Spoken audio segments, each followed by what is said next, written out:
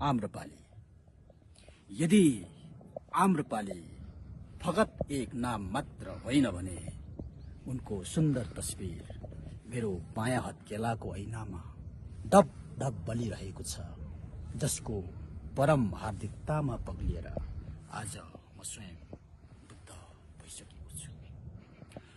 यदि म बुद्ध नहुँदो हुँ त जरुर म चक्रवर्ती राजा हुँ, जसको आफ्नै अधीनस्थ साम्राज्यमा सुशासित सत्ता हुन्छ, जो आफू आफैमा परमाधिपति महाराजा हुन्छ, जसको शिरमा हमेशा घुमिरहने सूरज चक्र हुन्छ, जसको आफ्नै प्रेम कहानी हुन्छ, जसको आफ्नै प्रेमी हुन्छ।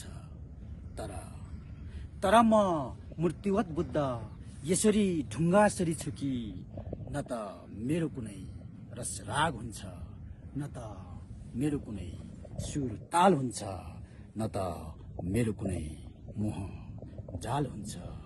तब त जो एक महान राजाको जीवन बदलिएर महानिष्कर्मण प्रपराजित भिक्षुको कहानी बन्यो। बुद्ध हुनुको परिणाम दुनियाँभन्दा अलग र बेगल त्यस्तो त केही नहुनु पर्ने हो, तथापि यही त भयो दुनियाँ र बुद्ध बीचको अन्तर। दुनियाँ बिम्बसारको दरबारमा आम्रपालीको अपमान गर्छ, बुद्ध अपमानित आम्रपालीलाई हृदयमा राखेर सबसे प्रेम गर्छ।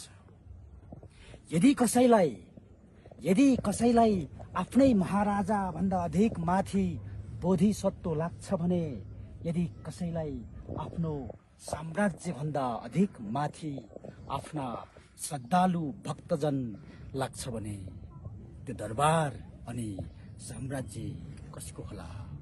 त्यो प्रेम अनि प्रेम कहानी कसको होला? बुद्ध अनि आम्रपाली कसको होला? आगत र विगतलाई भुलेर तथागतमा नियन्त्रित म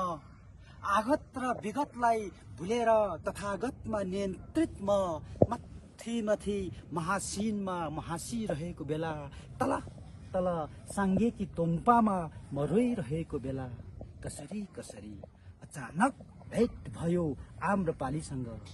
तब आफै जागेर आयो मेरो बुद्धत्व, जागेर आयो निरञ्जना नदीको किनार, जागेर आयो तुसित देवलोक, जागेर आयो जम्बुद्वीप, जागेर आयो आम्रपालीको सम्झना, जागेर आयो आम्रपालीको प्रेम।